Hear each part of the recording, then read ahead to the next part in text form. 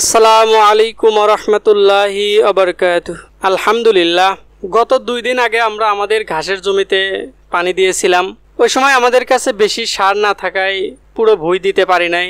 বেশি পানির ভিতরে সার দিলে সার বেশি কাজ করে না, এজন্য আমরা 2 দিন পরে যখন অল্প অল্প পানি ভুঁইয়ের ভিতরে আছে তখন আমরা সার দিয়ে দিই।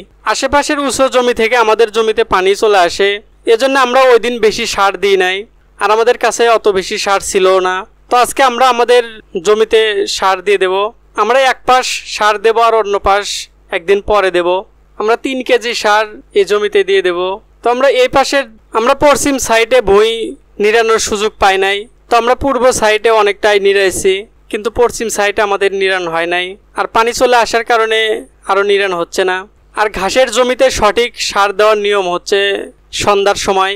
আমাদের জমি হালকা হালকা ভিজা আছে, আর যাদের জমি ভিজাও নাই তারা অবশ্যই সন্ধ্যার সময় সার দিবেন।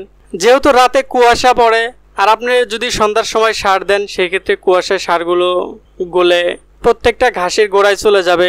সার দেওয়ার একদম উপযুক্ত সময় হচ্ছে সন্ধ্যাবেলা। আলহামদুলিল্লাহ, আমাদের এই ঘাসগুলো অনেকটাই বড় হয় এবং অনেক বেশি করে গুজি নেয়। আমাদের এই ঘাসের জমিটি বাড়ির পাশে হয়, আমাদের অনেক সুযোগ সুবিধা হয়েছে।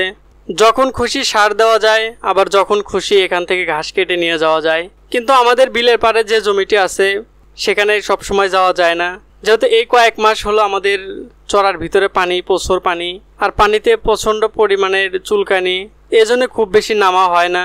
তারপরে আমরা এই সুযোগে বিলের পাড়ে ঘাসও নতুন করে লাগাইছি, এই জন্য ঘাসেরও একটু সংকট আমাদের খামারে। আমাদের এলাকায় প্রচুর এরকম ধান চাষ হয়, তারপরেও খ্যারের খুব চাহিদা থাকে, খ্যারের দাম অনেকটাই বেশি যায়, এজন্য আমরা বাধ্য হয়ে ঘাস বেশি চাষ করার চিন্তা ভাবনা করতেছি।